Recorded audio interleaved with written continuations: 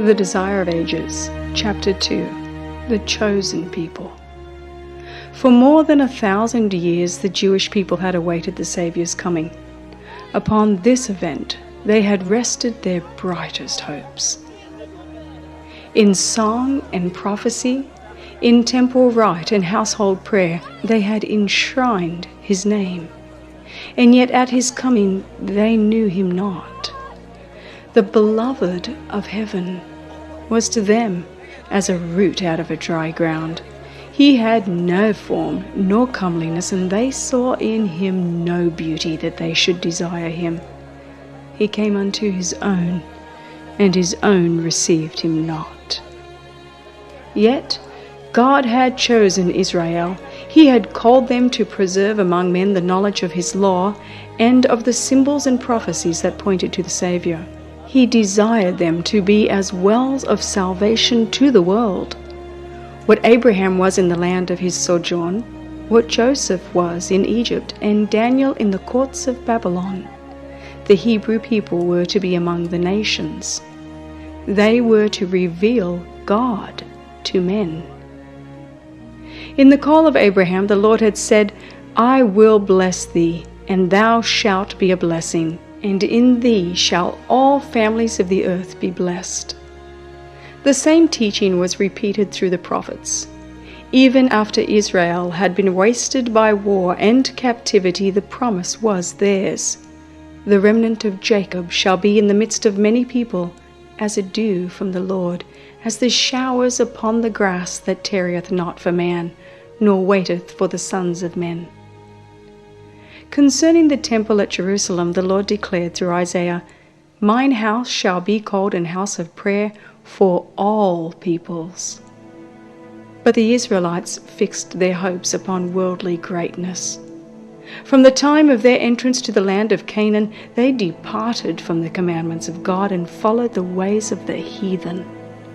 It was in vain that God sent them warning by his prophets. In vain they suffered the chastisement of heathen oppression. Every reformation was followed by deeper apostasy. Had Israel been true to God, he could have accomplished his purpose through their honor and exaltation. If they had walked in the ways of obedience, he would have made them high above all nations, which he hath made in praise and in name and in honor. All people of the earth, said Moses, shall see that thou art called by the name of the Lord, and they shall be afraid of thee.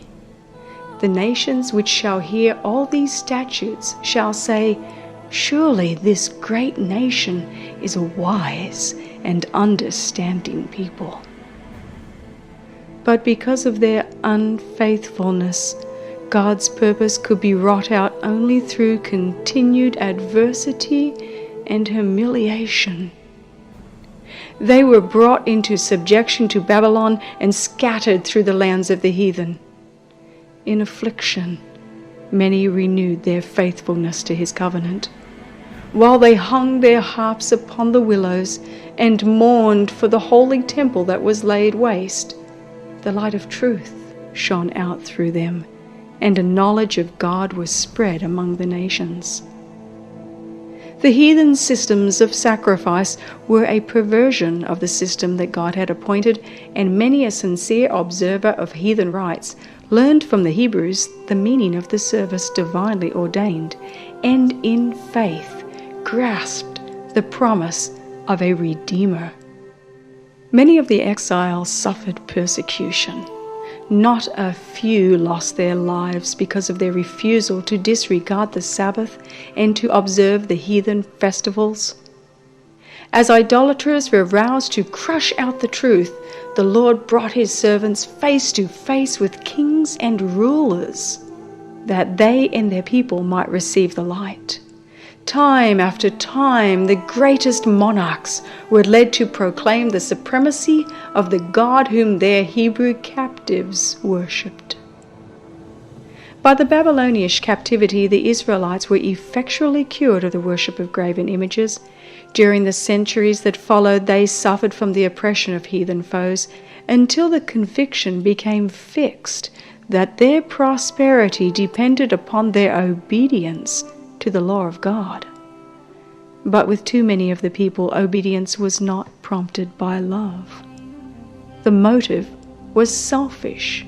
They rendered outward service to God as the means of attaining to national greatness.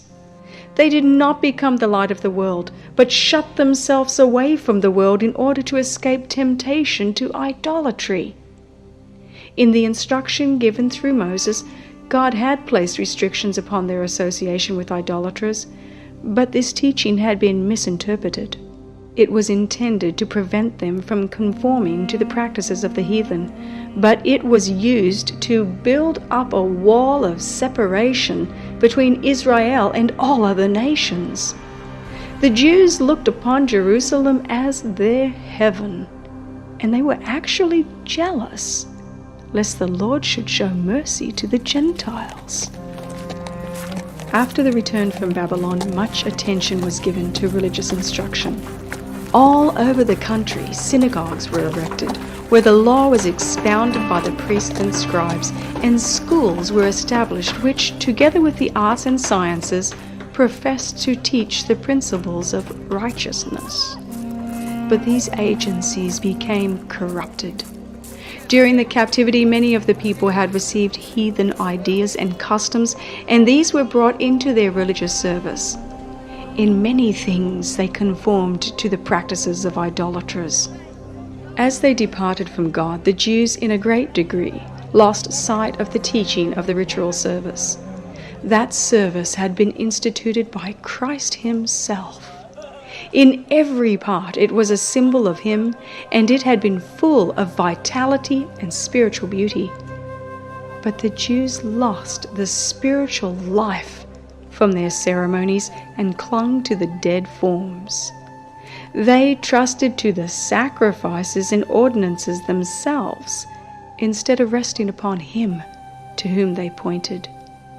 In order to supply the place of that which they had lost, the priests and rabbis multiplied requirements of their own, and the more rigid they grew, the less of the love of God was manifested. They measured their holiness by the multitude of their ceremonies, while their hearts were filled with pride and hypocrisy.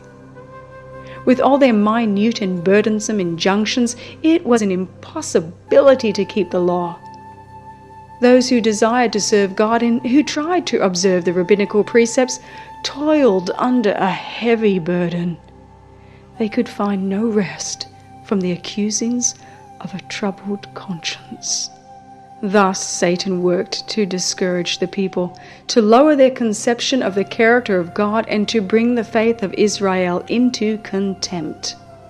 He hoped to establish the claim put forth when he rebelled in heaven, that the requirements of God were unjust and could not be obeyed.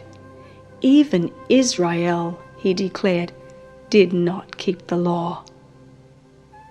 While the Jews desired the advent of the Messiah, they had no true conception of His mission. They did not seek redemption from sin, but deliverance from the Romans. They looked for the Messiah to come as a conqueror, to break the oppressor's power and exalt Israel to universal dominion. Thus the way was prepared for them to reject the Savior. At the time of the birth of Christ, the nation was chafing under the rule of her foreign masters and racked with internal strife. The Jews had been permitted to maintain the form of a separate government, but nothing could disguise the fact that they were under the Roman yoke or reconcile them to the restriction of their power.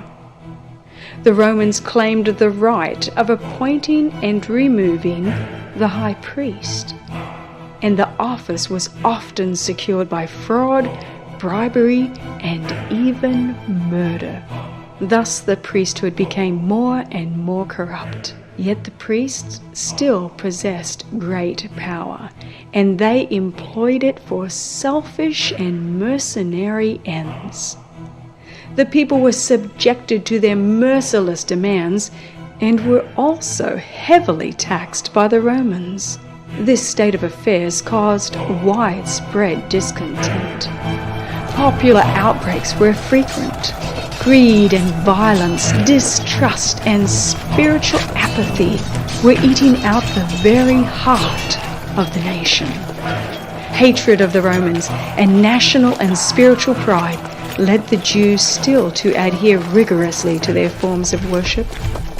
The priest tried to maintain a reputation for sanctity by scrupulous attention to the ceremonies of religion.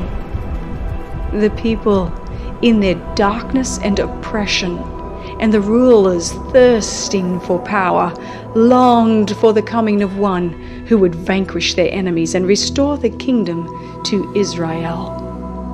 They had studied the prophecies, but without spiritual insight.